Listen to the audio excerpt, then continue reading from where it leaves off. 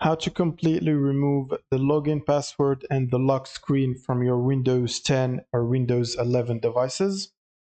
So first you want to right click on the start button and go to settings, and then you want to click on accounts.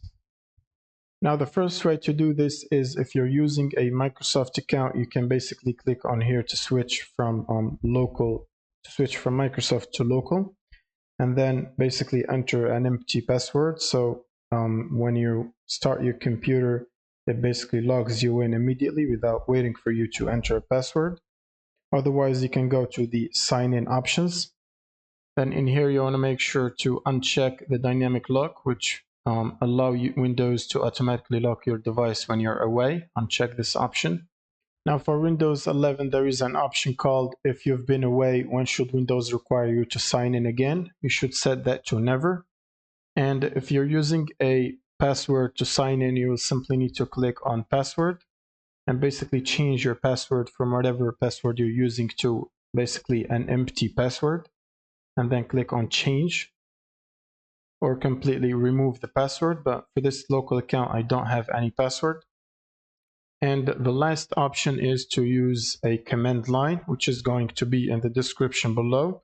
So simply right click on the start button and then open Windows PowerShell as admin or terminal as admin for Windows 11.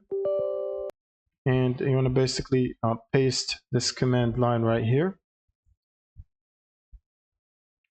which is going to be in the video description. And then you want to press enter. And if the operation is successful, you can simply close the command line and then right click on the start button and then click on run.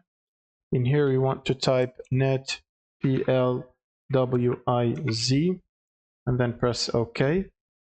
Then it should open up this window. Now in here, if you see a checkbox that says users must enter a username and password to use this computer, you should uncheck it. And then press apply and OK to save those changes. Since I don't have a password here, it's not showing up, so I'm gonna press OK. And now you should simply just restart your computer, and those changes will take effect immediately the next time your Windows is loading up. And that's pretty much it. Thank you guys for watching, and subscribe.